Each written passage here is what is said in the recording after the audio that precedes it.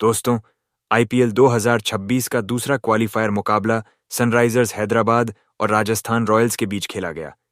जहां दोस्तों, इस मुकाबले में दोनों ही टीमों के बीच अंत तक हमें कांटे की ओर खड़ी टक्कर देखने को मिली।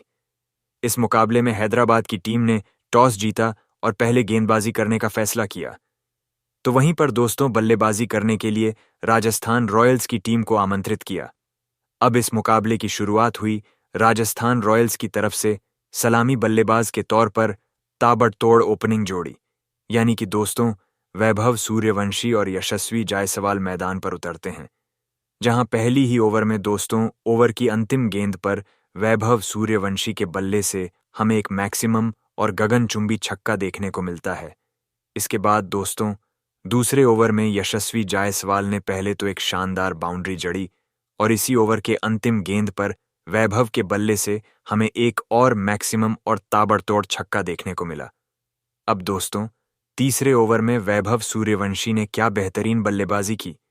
जी हां दोस्तों, ओवर के दूसरी ही गेंद पर वैभव के बल्ले से हमें एक करारा चौका देखने को मिला। तीसरी गेंद पर वैभव सूर्यवंशी ने पैट कमिंग्स को इतना खतरनाक पावरफुल छक्का जड़ दिया कि पूरा स्टेडियम देखकर हैरान रह गया। चौथी गेंद पर वैभव के बल्ले से हमें एक और तूफानी और मैक्सिमम पावरफुल हिट यानी छक्का देखने को मिला। तो वहीं पर पांचवीं गेंद पर भी वैभव सूर्यवंशी ने खतरनाक और विस्फोटक बल्लेबाजी करते हुए एक और गगनचुंबी छक्का जड़ दिया। यानी कि दोस्तों, तीसरे ओवर में वैभव सूर्यवंशी ने कुल 25 रन ठोक दिए। अब चौथे ओवर में वैभव सूर्यवंशी कहां रुकने वाले थे। वैभव सूर्यवंशी ने चौथे ओवर की अंतिम 2 गेंदों पर एक बार फिर से विस्फोटक बल्लेबाजी करते हुए महेंद्र सिंह धोनी के अंदाज में ताबड़तोड़ बल्लेबाजी की। जहां दोस्तों, पांचवीं गेंद पर वैभव सूर्यवंशी के बल्ले से हमें हाई क्लास बहुत ही खतरनाक छक्का देखने को मिला। तो वहीं पर छठी गेंद पर भी वैभव सूर्यवंशी ने एक और मैक्सिमम और गगनचुंबी छक्का लगाकर दोस्तों अपना अर्धशतक पूरा कर लिया, मात्र 16 गेंदों में ही। क्या खौफनाक बल्लेबाजी वैभव सूर्यवंशी करते हुए नजर आए। जहां पांचवें ओवर की पहली ही गेंद पर यशस्वी जायसवाल ने एक चौका जड़ दिया। इसी ओवर में सूर्यवंशी के बल्ले से भी हमें एकमात्र चौका देखने को मिला।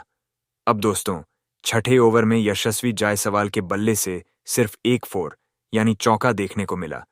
जहां दोस्तों, 6 ओवर के पावर प्ले में राजस्थान रॉयल्स की टीम ने बिना कोई विकेट गंवाए 80 रन बना चुकी थी।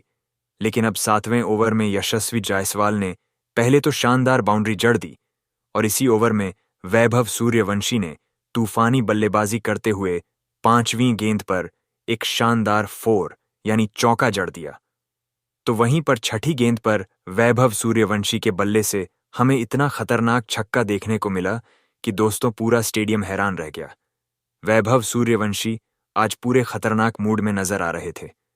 8वें ओवर में वैभव ने एक बार फिर से चौकों और छक्कों की बरसात कर दी। जी हां दोस्तों, जहां दोस्तों 8वें ओवर की तीसरी गेंद पर वैभव सूर्यवंशी ने एक करारा चौका जड़ दिया। इसके बाद दोस्तों, चौथी गेंद पर जो कि नो बॉल रही, उस पर भी वैभव सूर्यवंशी ने एक और शानदार चौका जड़ दिया। अब दोस्तों, चौथी गेंद पर एक बार फिर से वैभव सूर्यवंशी ने तूफानी बल्लेबाजी करते हुए एक गगनचुंबी छक्का जड़ दिया फुल टॉस गेंद पर। इसके बाद दोस्तों, 5वीं गेंद पर वैभव सूर्यवंशी ने खतरनाक बल्लेबाजी करते हुए एक और मैक्सिमम और खतरनाक तूफानी छक्का जड़ दिया। यानी कि दोस्तों, देखा जाए तो पूरे स्टेडियम में छक्कों की बरसात हमें नजर आ रही थी। दोस्तों, वैभव सूर्यवंशी 97 रन के स्कोर पर थे, लेकिन अगली ही गेंद पर प्रफुल्ल हिंगे ने शानदार गेंदबाजी करते हुए राजस्थान की टीम को सबसे बड़ा झटका दिया। जी हां दोस्तों, प्रफुल्ल हिंगे ने वैभव सूर्यवंशी को रविचंद्रन के हाथों कैच आउट करवा दिया। जी हां दोस्तों, वैभव सूर्यवंशी का और पूरे स्टेडियम का यहां पर दिल टूट गया। इसी के साथ दोस्तों, वैभव सूर्यवंशी 29 गेंदों में, जी हां, मात्र 29 गेंदों में 12 चौकों और छक्कों की मदद से 97 रनों की तूफानी और मैक्सिमम बेहतरीन पावरफुल पारी खेलकर चलते बने। इसके बाद 9वें ओवर में शिवांग कुमार ने किफायती ओवर फेंका। 10वीं ओवर में ध्रुव जुरैल के बल्ले से भी हमें एक 4 यानी चौका देखने को मिला।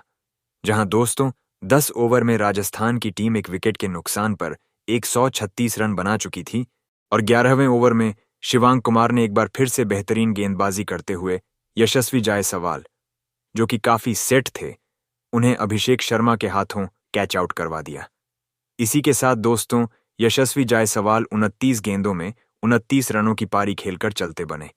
इसी ओवर में ध्रुव जुरैल ने विस्फोटक बल्लेबाजी करते हुए एक मैक्सिमम और पावरफुल छक्का जड़ दिया। तो वहीं पर इसी ओवर में रियान पराग ने भी आते ही शानदार चौके के साथ अपना खाता खोला। 12वें ओवर में ध्रुव जुरैल का तूफान हमें देखने को मिला। ध्रुव जुरैल ने इस ओवर में शानदार बल्लेबाजी करते हुए दूसरी गेंद पर एक शानदार बाउंड्री जड़ दी। चौथी गेंद पर ध्रुव जुरैल के बल्ले से हमें एक मैक्सिमम और क्लासिकल तूफानी छक्का देखने को मिला और 5वीं गेंद पर भी ध्रुव जुरैल ने एक करारा चौका लगाकर ओवर में 17 रन बटोर लिए। इसके बाद दोस्तों 13वें ओवर में ध्रुव जुरैल और रियान पराग दोनों ही खिलाड़ियों के बल्ले से हमें एक एक बाउंड्री देखने को मिली। 14वें ओवर में ध्रुव जुरैल ने एक बार फिर से खूबसूरत बल्लेबाजी करते हुए पहली ही गेंद पर शानदार चौका जड़ दिया। जी हां दोस्तों, चौथी गेंद पर ध्रुव जुरैल के बल्ले से हमें एक मैक्सिमम और पावरफुल छक्का देखने को मिला और इसी के साथ ध्रुव जुरैल ने भी मात्र 20 गेंदों में ही अपना अर्धशतक पूरा कर लिया। ध्रुव जुरैल की भी यह बल्लेबाजी काबिले तारीफ है, लेकिन अगली ही गेंद पर प्रफुल्ल हिंगे ने एक बार फिर से दोस्तों राजस्थान की टीम को झटका दिया। ध्रुव जुरैल को नीतीश रेड्डी के हाथों कैच आउट करवा दिया। इसी के साथ दोस्तों ध्रुव जुरैल भी 21 गेंदों में 50 रनों की ताबड़तोड़ पारी खेलकर चलते बने। 15वें ओवर में रियान पराग ने भी शानदार बल्लेबाजी करते हुए एक क्लासिकल चौका और इसी ओवर के 5वीं गेंद पर रियान पराग के बल्ले से हमें एक मैक्सिमम और तूफानी छक्का देखने को मिला, जहां दोस्तों 15 ओवर में राजस्थान की टीम 3 विकेट के नुकसान पर 207 रन बना चुकी थी, यानी कि काफी खूबसूरत बल्लेबाजी थी। लेकिन 16वें ओवर में एक बार फिर से प्रफुल्ल हिंगे ने खूबसूरत गेंदबाजी करते हुए दोस्तों रियान पराग को हेनरिक क्लासन के हाथों कैच आउट करवा दिया। एक और महत्वपूर्ण विकेट हासिल किया। रियान पराग 12 गेंदों में 26 रनों की पारी खेलकर चलते बने, लेकिन नए बल्लेबाज दासुन शनाका ने आते ही शानदार चौके के साथ अपना खाता खोला। अब 17वें ओवर के पहली ही गेंद पर ईशांग मलिंगा ने बेहतरीन गेंदबाजी करते हुए दासुन शनाका को अभिषेक शर्मा के हाथों कैच आउट करवा दिया।